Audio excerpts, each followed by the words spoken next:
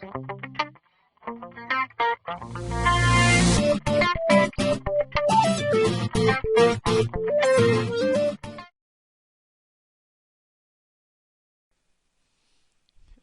selamat bertemu kembali dengan saya. Kita akan lanjutkan materi berikutnya, yaitu dengan topik mengelola basis data.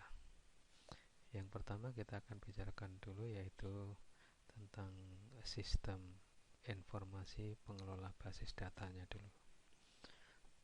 Oke. Jadi kita akan bicara beberapa level sistem ya.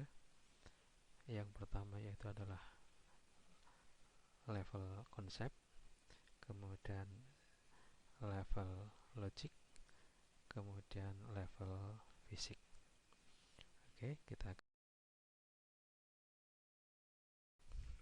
Yang pertama yaitu sistem dari sisi konsepnya.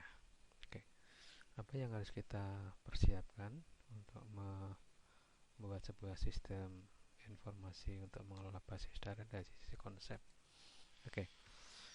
Jadi sistem dari sisi konsep di sini yang dimaksud adalah beberapa pengertian ini, yaitu perangkat keras, ya, kemudian sistem operasi, basis data, aplikasi database server atau aplikasi programnya, kemudian user. Nah, ini yang menyusun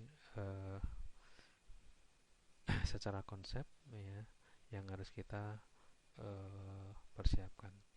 Jadi sebuah sistem informasi pengelola database itu terdiri dari 6 ini minimal. Perangkat keras. Perangkat keras akan dibutuhkan ya, yang tergantung dari sistem yang akan kita gunakan nanti. Yang pertama ya, perangkat keras untuk menyimpan data atau server ya. Perangkat keras untuk mengolah data ya, atau klien atau station. Perangkat keras untuk transmisi data. Ini yang harus kita persiapkan. Jadi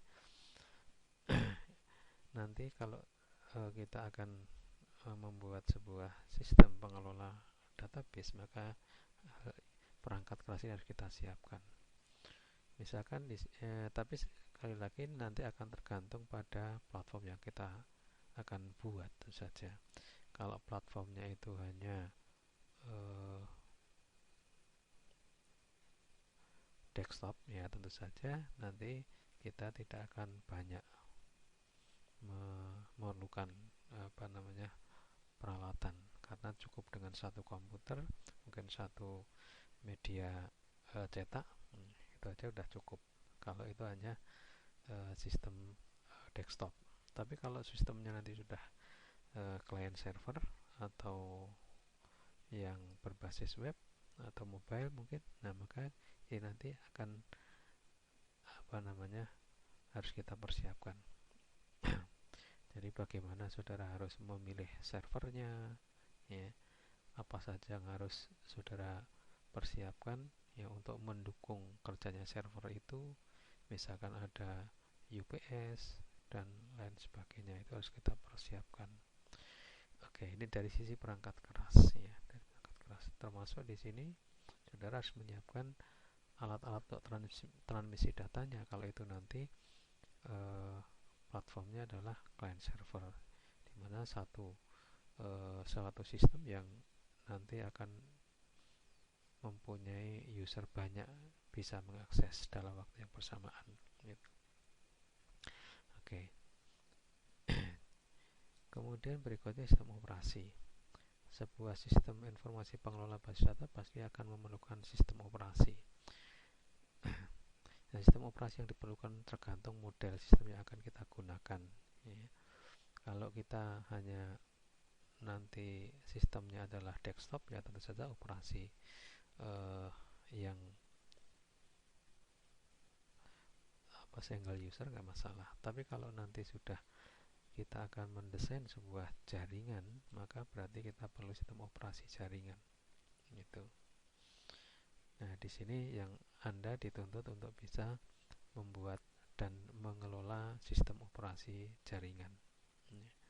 Saudara bisa menggunakan Windows, bisa menggunakan Linux yang biasa kita gunakan, ya, yang mudah ya, dan ada di sekeliling kita. Kalau misalkan saudara perlu yang lebih baik lagi, misalkan Anda harus beli, ya itu saya kira ya perlu dipersiapkan juga.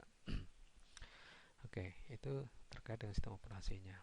Kemudian basis datanya. Nah, Anda perlu basis data, yaitu tempat untuk menyimpan data kita. Nah, itulah yang harus kita buat. Jadi basis data ya, itu dibuat sesuai dengan masalah dan kebutuhan sistem. Ya, jadi kita punya masalah apa, maka nanti basis datanya itu harus kita desain. Gitu. Basis data dibuat dengan sebuah database generator tertentu, ya, atau dibuat dengan menggunakan aplikasi pembuat database. Ya. Jadi tertentu. Jadi kalau saudara punya basis data, kita punya basis data, maka kita harus memilih sebuah database generator yang akan kita gunakan gitu. Nah, dalam teori basis data juga saudara bisa membuat basis data saudara itu terdistribusi atau terpusat, hanya satu database data, atau saudara bisa mendistribusikan basis data itu ke beberapa tempat gitu loh, beberapa tempat. Nah, saudara mungkin sudah mengambil mata kuliah yang membahas tentang database terdistribusi ini. Oke, itu terkait dengan basis data. Kemudian berikutnya adalah aplikasi database server. Aplikasi database server itu apa? Adalah aplikasi yang diperlukan jika sistem yang dibuat adalah berbasis client server. Jadi kalau saudara sistemnya itu tidak client server, maka saudara tidak perlu aplikasi database server ini. Gitu. Kalau misalkan hanya desktop, maka saudara tidak perlu mempunyai aplikasi database server. Cukup saudara perlu database generator dan kemudian bahasa pemrograman. Tapi kalau saudara menggunakan platform client server, maka nanti selama sistem kita bekerja, maka saudara harus menggunakan aplikasi database server ini. Kedua, jika sistem yang dibuat berbasis desktop, maka tidak diperlukan aplikasi database server ini. Oke.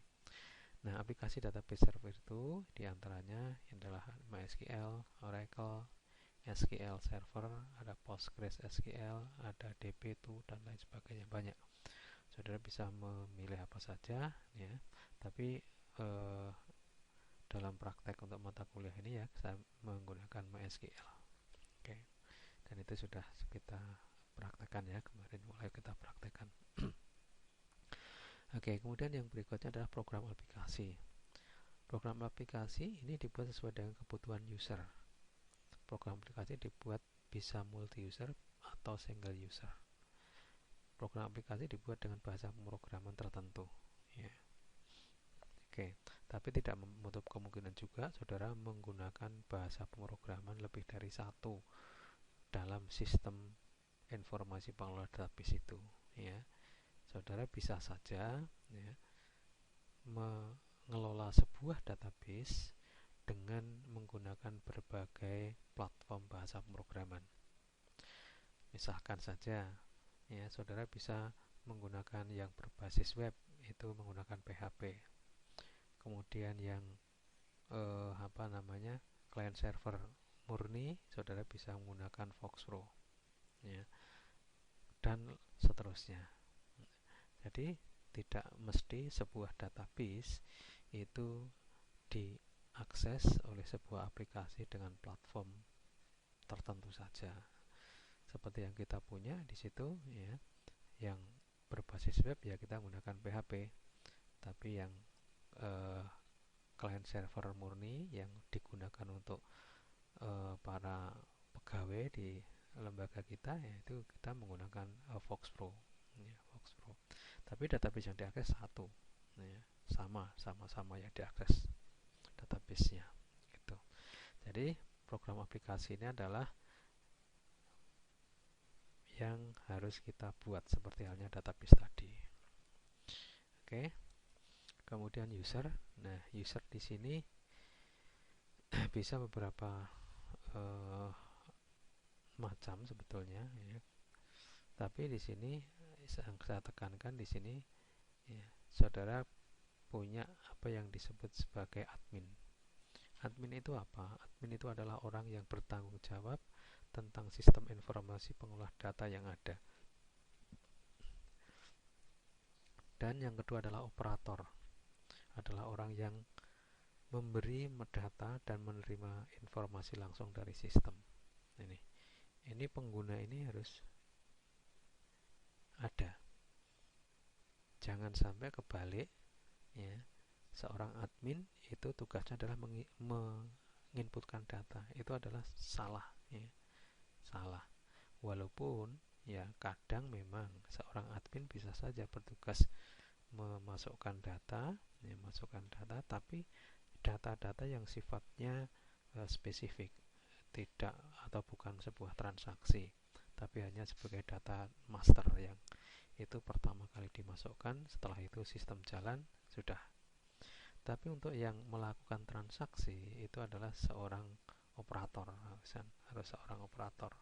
Jadi jangan sampai seorang admin itu diminta memasukkan transaksi, itu yang salah kaprah. Jadi tolong dibedakan antara admin sistem dengan pegawai administrasi, itu beda ya, jauh berbeda. Kalau pegawai administrasi ya statusnya dia sebagai operator gitu. Oke, itu ya, itu untuk sistem konsep. Oke, saya kira itu dulu.